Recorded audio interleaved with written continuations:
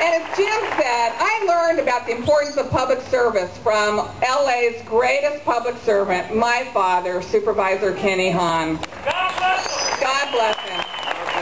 You know, from the time we were young, he taught Jim and me about the value and the responsibility of being in public service. I sit at my father's old desk in my office every day, and you know, when I'm faced with the challenges that are before me, I'll tell you many times I say, what would Kenny do? And I usually know the answer.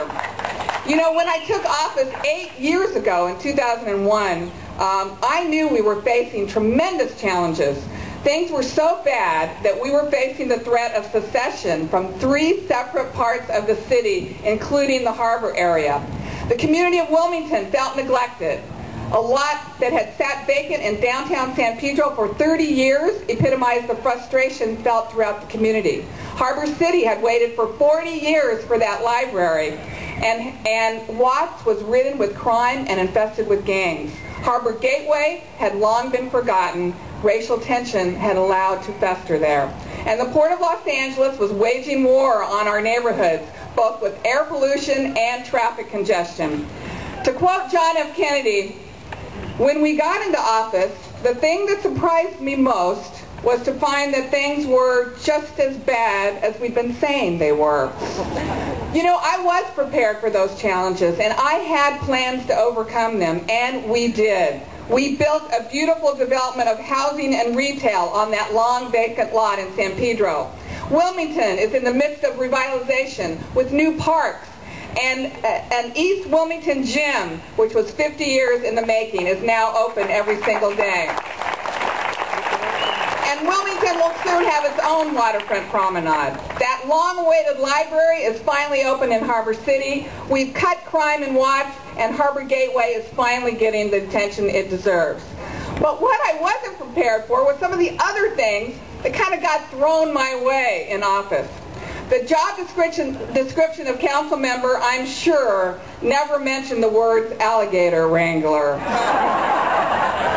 But you know, yesterday, as my colleagues and I were behind closed doors for over 4 hours trying to figure out how to balance our city budget without having to lay off or furlough our workers, I sat there wishing for a task as easy as catching an alligator in one of our city parks. There is no place that I would rather be during this economic downturn than in Los Angeles, where I believe we have the pieces to create our own economic stimulus package. We're surrounded by economic engines, and we are poised to create new, good jobs. At the Port of Los Angeles, we've seen a shift in how business is done. Not only are we seeing expansion for the first time in a decade, we have embarked on historic environmental policies, and both of these bring good jobs. More longshore jobs, more building trade jobs, and more green jobs. I was so proud, Jim, to stand with you in 2002 and plug into the first ship into electric power, one of the many environmental firsts at the Port of Los Angeles. And recently we adopted the Clean Trucks program, which will remove 80% of pollution from trucks at the port. But it will also create good jobs for our truck drivers. For years, I've heard the stories of independent truck drivers struggling to make ends meet and cutting corners on truck maintenance, putting themselves and the public in danger. I talked to Felipe Lopez, a truck driver that works every day to deliver our nation's goods. He'd not seen a real raise in 30 years. And with the adoption of the Clean Trucks program, he will receive the fair wages and good benefits that he deserves. By turning these poverty wage jobs into good jobs, we are benefit the regional economy. And we're seeing even greater benefits from the Clean Trucks program. Truck dealerships, this is great, listen to this. Truck dealerships here in the harbor have reported a 30% increase in sales, while the sales in the rest of the nation are down 60%. Why?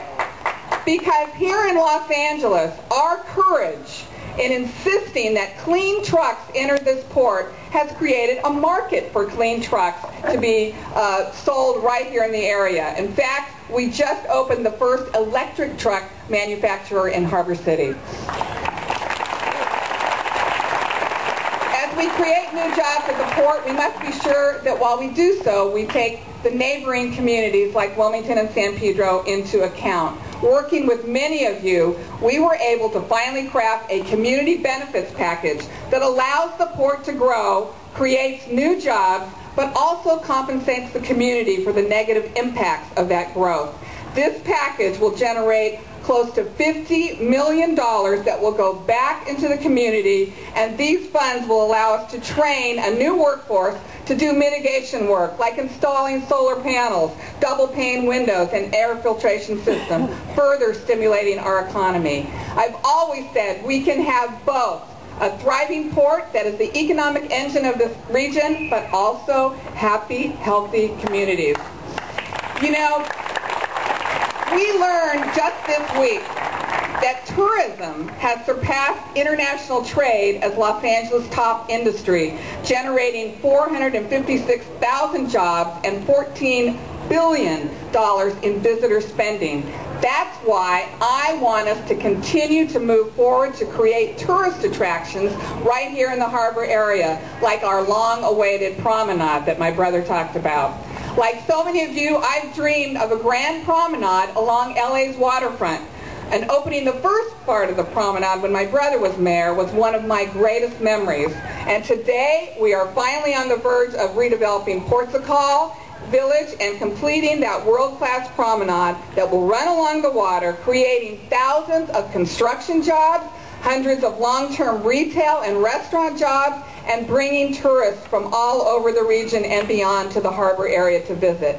And just last week, the Harbor Commission adopted the final plan for our waterfront right here in Wilmington, finally giving this community access to its waterfront and generating even more economic stimulus. You know, we do live in Los Angeles, which is the city of promise. And when people come from all over the world, they come here to realize their dreams.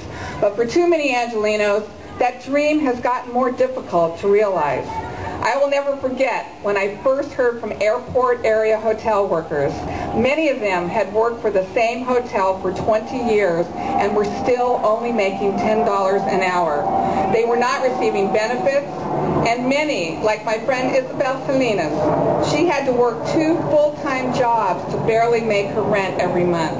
And worse, I heard that the service charge and tips that many of you leave were not going to the people that were serving you, but were going back to the hotel. And these workers, they're the face of tourism for Los Angeles.